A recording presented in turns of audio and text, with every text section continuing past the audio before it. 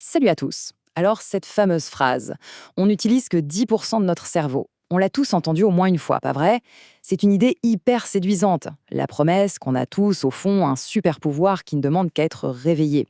Eh bien, aujourd'hui, on s'attaque à ce mythe tenace. On va le décortiquer pour séparer le vrai du faux. Et vous allez voir, la réalité est en fait bien plus fascinante que la fiction. La question est posée et elle est de taille. Est-ce qu'on utilise vraiment juste un petit dixième de notre cerveau?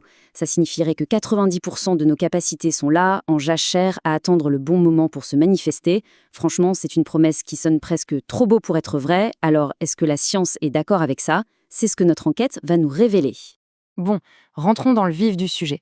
Avant même de déconstruire le mythe, il faut se demander, mais pourquoi est-ce qu'on y croit autant? Pourquoi cette idée est si populaire? Et pour ça, la réponse se trouve surtout dans notre culture, et notamment au cinéma. C'est fou de voir à quel point cette idée s'est immiscée partout. On l'a tous vu, dans des films comme Limitless, où une simple pilule transforme un type lambda en pur génie, ou dans Lucie, qui devient carrément omnipotente. Évidemment, le monde du développement personnel a sauté dessus, avec cette promesse constante de libérer son potentiel. C'est un ressort scénaristique parfait, l'idée qu'on est tous des super-héros qui s'ignorent. Allez, on continue. Voyons un peu d'où ça vient tout ça. Parce que cette idée, elle n'est pas sortie de nulle part.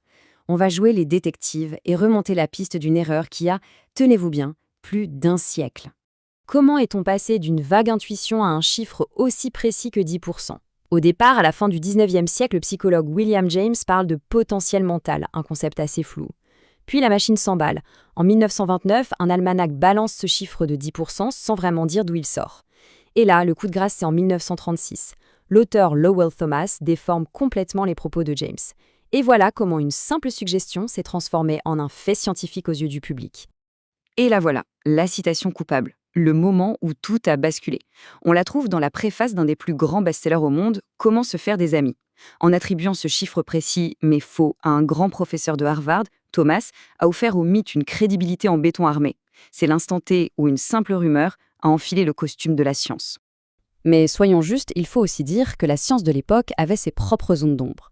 Les premiers neuroscientifiques commençaient à peine à cartographier le cerveau. Et plein de régions restaient un mystère.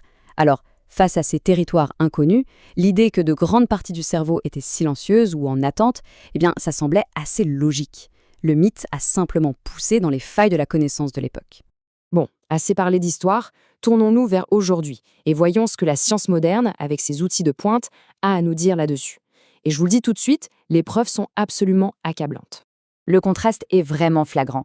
D'un côté, on a le mythe, un cerveau majoritairement endormi qui, une fois réveillé, nous donnerait des pouvoirs de dingue, et de l'autre, la réalité scientifique. Grâce à l'imagerie cérébrale, on sait que toutes les régions de notre cerveau sont actives, en permanence, juste à des niveaux différents. Et utiliser 100% de nos neurones à fond en même temps, ce serait pas l'éveil, mais plutôt le chaos total, une sorte de surchauffe neuronale. En fait, on a des preuves en béton pour enterrer ce mythe, comme l'a bien résumé le neuroscientifique Barry Beierstein.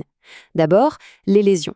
Si 90% du cerveau ne servait à rien, la plupart des chocs à la tête ou des AVC n'auraient aucune conséquence. On sait bien que c'est tout le contraire. Ensuite, les scanners cérébraux, qui nous montrent un cerveau en activité constante. Et enfin, un principe de base en biologie. Ce qui ne sert pas disparaît. Notre corps est une machine qui déteste le gaspillage. Un cerveau inactif à 90% serait un cerveau en train de mourir, tout simplement. Et s'il fallait encore un clou pour refermer le cercueil de ce mythe, le voici. C'est peut-être l'argument le plus puissant. Il ne vient pas de la neurologie, mais de la biologie de l'évolution.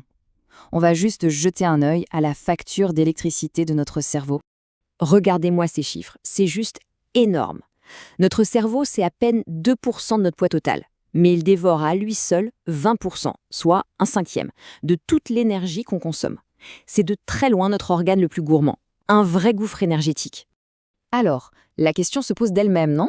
Est-ce que la sélection naturelle, ce processus implacable qui optimise tout et chasse le gaspillage depuis des millions d'années, aurait vraiment conservé un organe aussi cher à faire fonctionner si 90% de sa structure ne servait à rien? La réponse, d'un point de vue biologique, est un non retentissant. Ça n'a absolument aucun sens évolutif. Bon, le mythe est faux, d'accord? Mais est-ce que ça veut dire qu'on ne peut pas s'améliorer? Bien sûr que non. Notre vrai super-pouvoir, il existe bel et bien, mais il est beaucoup plus subtil et franchement plus intéressant que l'idée d'appuyer sur un bouton on. Il n'est pas question d'espace vide, mais de connexion. Ce vrai super-pouvoir, il a un nom, la plasticité cérébrale.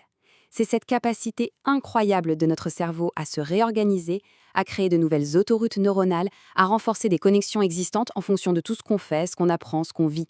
Notre cerveau n'est pas un disque dur qu'on remplit, c'est un réseau vivant en perpétuelle reconfiguration.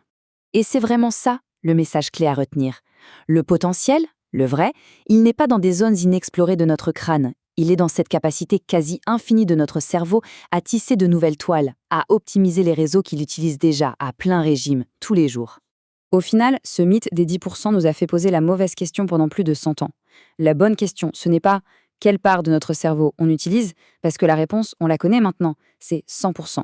La vraie question, celle qui compte vraiment, c'est comment peut-on apprendre à mieux se servir de la totalité de cet outil incroyable? Et ça, c'est l'aventure de toute une vie.